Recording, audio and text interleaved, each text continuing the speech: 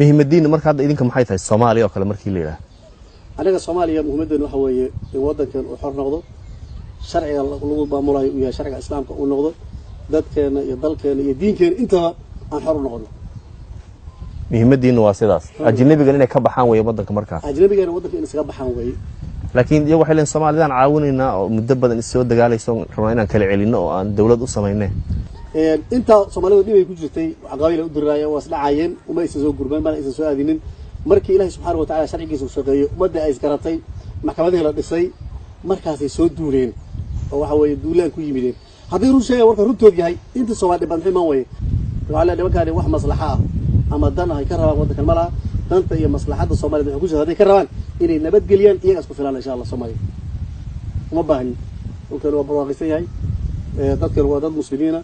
shariicadana lagu filan diinkeena lagu filan uma baahnin hana daayaan bis arrintan Westgate ka dhacday Kenya oo kala hadda oo arrin aad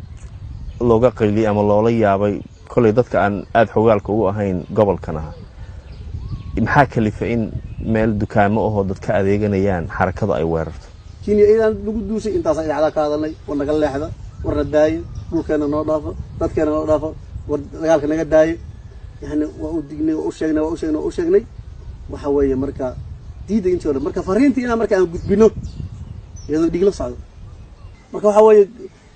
islaamahoodu kama liitaan wiilashooda kama liitaan carruurtooda kama liitato haday ku weynaa baabi'inka kuwada ka go'an tahay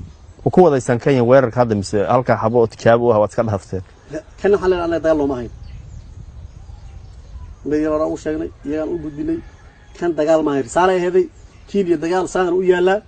ama naga leexda oo ciidamada naga baxa hadii kale dagaal saan u yaala waa la ku wada ogaado in maxay wadankoodii daaqilka bartankiisii wax ka dhacaan oo la weeraro oo muddo inta la haysta haddana aysan garanaynin ragii ma baxeen ma joogan imisay ahaayeen xitaa aysan garanaynin waxa ka taabta afkiilka hadda tabardarooda tusinaysa marka waad ku raaxaysanaysaa idin anaga aad u faraxsanahay tabardarooda soo bandhigin doontaan marka ragii ka qayb qaatay hadba waxay ku xiran tahay munaasabada isaan aragna anagu miyayna fiicnaan inaad hubka iska dhigtaan oo dawladdan la aqoonsan yahay caalamka aqoonsan yahay iskala shaqaysaan oo aad buuq iska daysaan ina gubaysi hogaanana ma suurto gubaysi ma u horsano